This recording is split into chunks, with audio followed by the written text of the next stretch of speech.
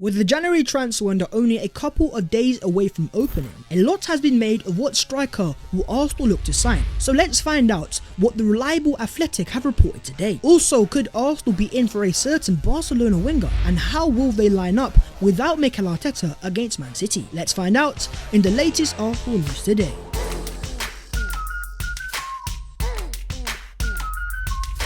Yo, what is going on guys? My name is Babs14 and welcome back to your boys channel. As per, make sure to go down there and smash a like on the video, and also do subscribe to your boys channel if you are new, and help our brother on his road to 70,000 subscribers. But getting into the Arsenal news and starting off with Arsenal's chase for a brand new centre forward. A lot is being made of who is going to be Arsenal's brand new number 9, who is going to replace Aubameyang and Lacazette and take Arsenal to the next level. Well, in terms of today, the reliable Athletic are reporting that Arsenal's wish list for strikers in the summer includes Dusan Vlahovic, Alexander Isak and Jonathan David. Those three have been the strikers that have been constantly reported by many media outlets of strikers that Arsenal do want to sign, and today the Athletic can further confirm that those three are indeed Arsenal targets. But saying that, the Athletic also claim that any move for a striker in January will likely be dependent on the future of Alexandre Lacazette and Eddie Nketiah, with 4 strikers in the first team squad. Unclogging the pathway for whoever's next to lead the line will be essential. So according to the Athletic, for Arsenal to sign a striker,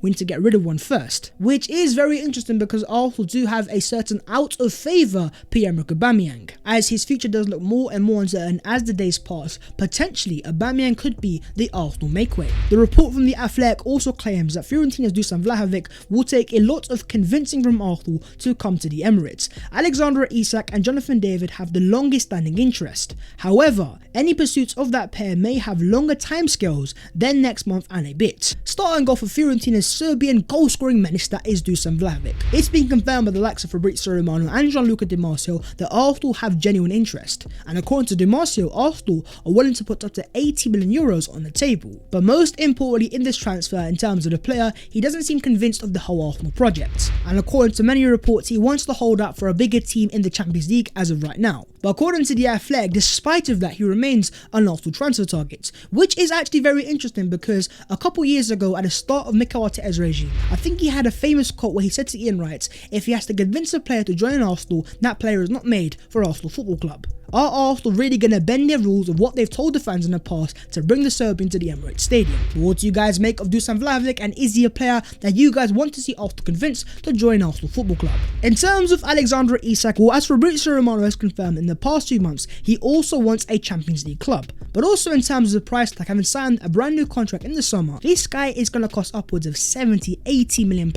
And when you're paying that sort of money, as great as a player as Isak is in terms of dropping up deeper and his dribbling's amazing, in terms of overall goal scoring, Isak isn't the most impressive. Now once again, it's worth reiterating that he is still 21 years of age and he still has so much time to improve and get better on that aspect. But I doubt Arsenal spent up to £80 million on a player that has potential, but as of right now isn't as proven of a goal scorer. But in terms of Canadian international Jonathan David, who has been firing for Lille this season, Arsenal do have a very good relationship with Lille in the past, having signed the likes of Nicolas Pepe and Gabriel Magalhaes in the past few transfer windows. And in terms of profile of the player, he's a great goal scorer first things first, but going forward has great pace and behind, but also has the technical quality to drop deep and link up play as well. But in terms of the player for Lille this season, he has been playing more as a second striker at times as well. Can he be Arsenal's out and out lone number 9? Questions have to be asked. In your opinion, which of the 3 players do you think Arsenal should look to prioritise? In terms of profile of what Arsenal are looking for, according to the Athletic, as well as needing a goal scorer, Arsenal will be looking for strikers who are equally adept at stretching defences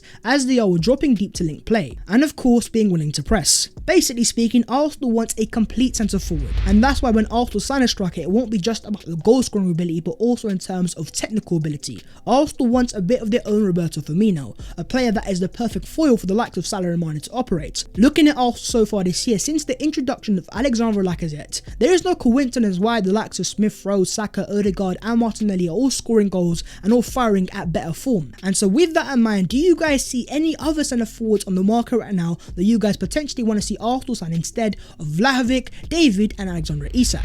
Keeping it on the strikers, what about Pierre-Emerick Aubameyang? Well, according to Romeo Agresti of Goal Italia, watch out for Aubameyang's name. Everyone at the club denies it, but the player's entourage claims to be in contact with Juventus. He wants to return to Italy. To the man that didn't already know this, Aubameyang used to play for AC Milan back in the day, and now he wants to return to Italy, potentially playing for Juventus. But there are quite a few factors if a transfer is to take place, and one being the African Cup of Nations, because as the Athletic have reported, Pierre-Emerick Aubameyang has reported for international duty with Gabon already, ahead of the African Cup of Nations. He will miss Arsenal's Premier League match against Man City on New Year's Day. So even though the competition hasn't even started, Aubameyang has already left Arsenal. If any sort of transfer is to happen, it's going to be very difficult, because in terms of negotiations, if the player isn't available, what do Arsenal do? But regardless, in terms of the links to Juventus, they have remained very persistent. Let me know your thoughts down below in the comments on what do you guys think Arsenal should do with the future of Pierre-Emerick Aubameyang. Keeping it on the transfer news, The Athletic also reported that Arsenal have not as yet approached Renato Sanchez. He is being watched by a number of big European teams. However, Lille's financial problems have been eased by their qualification for the UEFA Champions League knockout phase. It may well be in the summer. So according to The Athletic, even though Renato Sanchez is a confirmed Arsenal transfer target, thus far so no negotiations have taken place. And that is very important because Arsenal are about to lose Thomas Partey and also potentially Ainsley Maitland-Niles, which leaves Arsenal with just Granit Xhaka and Albert Sambi-Lokonga. Very thin in midfield. You'd expect Arsenal to be proactive in this case. You'd hope and you'd want Arsenal to act as early as possible in the upcoming transfer market. But as Fabrizio Romano has confirmed in the past, if Arsenal want to sign Renato Sanchez, the price tag will be upwards of 40 million euros. It is a hefty price tag for a player who has massive injury woes as well, and as has also been reported, a certain Bruno Guimaraes available for 38 million pounds. If I was given the option of Bruno Guimaraes or Renato Sanchez, I am picking the Brazilian every single day of the week. But let's have a debate down below in the comments. Out of Lyon's Bruno Guimaraes and Leo's Renato Sanchez, which midfielder would you prefer to see Arsenal sign? Moving on, let's talk the game against Man City. As I always say, gargantuan, massive game, blah blah blah, yeah, but this game here, it really is gargantuan.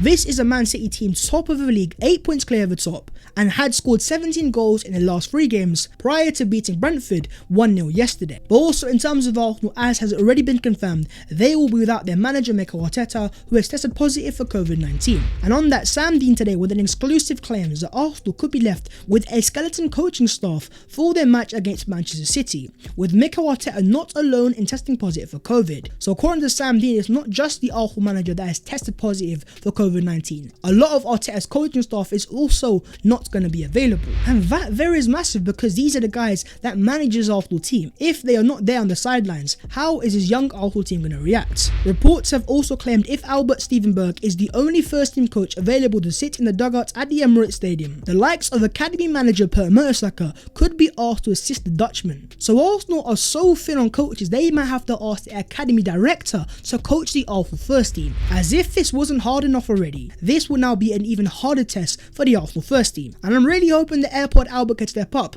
because the pressure is well and truly on. And in terms of the Arsenal team news, Albert Sambi-Lokonga, Pablo Mari and Ainsley Maitland-Niles are all back in training and they should all be available for selection against Man City. There was no Tomiyasu in training, so likely he will miss the game. Massive blow for Arsenal. Tomiyasu is an important part of his Arsenal first team, and even though Ben White was decent against Norwich, it is Norwich City and this is Man City. But the good news for Arsenal is that Thomas Partey looks to be available for the game, as there were some doubts over him heading to AFCON before Arsenal face City. Make no mistake that Xhaka and Thomas Partey midfield partnership is a massive part to this current Arsenal team. The fact that Partey is available is obviously a massive boost for Arsenal Football Club. But in terms of the opponent Man City, first things first, Kyle Walker has returned to Man City training, but reports have also claimed that Guardiola is unsure whether Rodri will be available for the weekend. If Rodri misses the game, that is massive news for Arsenal, because yes, Fernandinho has been great over the years, but the guy's 36 years of age and he played a full 90 against Brentford. With the game being only a few days after that, can his legs cope? But talking about Guardiola, on Arsenal he says, we will play on January the 1st against maybe right now one of the best teams on top form right now in Arsenal. Maybe we get them in their best moment in the last 4, 5 or 6 years. Massive praise there from Pep, who claims that this is the best Arsenal team going back 6 years, a very long time there. But of course we can't forget that in terms of the Arsenal manager Mikel Arteta, he used to be the assistant and best friend to Guardiola during his time at City. So Guardiola's was always going to have a little soft spot for his mates at Arsenal and Mikel Arteta. But at the same time right now, Arsenal are in blistering form, and comparing to our earlier 10-game unbeaten run, this last 4 or 5 games, Arsenal have looked very impressive going forwards, creating chances, and it's the most dominant I've seen Arsenal in quite a few years in your boy's opinion. In terms of the stats, Benjamin White and Gabriel are the centre-back pairing with the joint most clean sheets this season in the Premier League, alongside Diaz and Laporte for Man City. So factually 2 of the best centre-back pairings on paper going head-to-head. But in terms of the Arsenal centre-backs, this will be the biggest test of the season. 17 goals in 3 games prior to Brentford. Man City's attack is on fire, they create chances, they have great rotations. But as per my friends, let me know your own thoughts going into the game. Who starts in your own personal Arsenal predicted lineups? And most importantly, what are your match predictions? And moving on to the other Arsenal news today, and starting off with Arsenal centre-back from Tunisia, 20 years of age, I am talking Omar Rakik, as the Arsenal defender has been called up by the Tunisian national team for the African Cup of Nations. A player that has never even played a single minute for the Arsenal first team is about to become a full Tunisian international. It just goes to show how great the Arsenal academy is. We've got ballers that haven't played for us and they're already getting called up by their country. Even though I'm sure Arsenal rate the player very highly, I would not be surprised if Arsenal look to loan out the Tunisian as soon as the next transfer window. Keeping it on the transfers, according to The Athletic, Dejan Kulusevski is someone who Arsenal admire, but as a left-footed player who tends to operate from the right-hand side, there isn't an obvious spot for him in the squad right now. There isn't as of right now, but I think if Arsenal were to sign Kulusevski, he would be the Nicola Pepe replacement. Pepe, of course, Arsenal's record signing, he's not starting for Arsenal, not even playing for Arsenal in most games, and he has been linked in terms of moves away into the Serie A with AC Milan. So if Nicola Pepe was to then leave Arsenal, I would see Dejan Kulusevski as his replacement and a backup dancer for Arsenal's main right winger in Bukayo Saka. Keeping it on the wingers, according to Fabrizio Romano, Ousmane Dembele has been approached by 2 Premier League clubs to sign as a free agent, offering big salary. His plan was to stay, but he won't sign a new deal if Barca don't offer him the salary he wants. Situation now is really complicated. So 2 Premier League clubs have both made offers to Ousmane Dembele, who is set to leave Barca on a free transfer come the end of the season. And in terms of the first club that's been confirmed, brace yourselves because it's quite a surprise, because Fabrizio confirms that Newcastle have approached Ousmane Dembele weeks ago, but it's not the only club from the Premier League. Nothing agreed or decided as things stand. Everything is still open and now complicated for Barca, as Ousmane will only sign at his conditions. This is very clear. Essentially speaking, Ousmane Dembele wants massive wages and Barca can't match them. And so when you have Newcastle with the brand new owners and the brand new money, they are moving like career mode FC. But as Fabrizio says, there is also another club in our league that has made an offer. Is it potentially Arsenal Football Club? I'm not sure. But you know what? I'm going to throw this to you guys as a question to answer down below in the comments.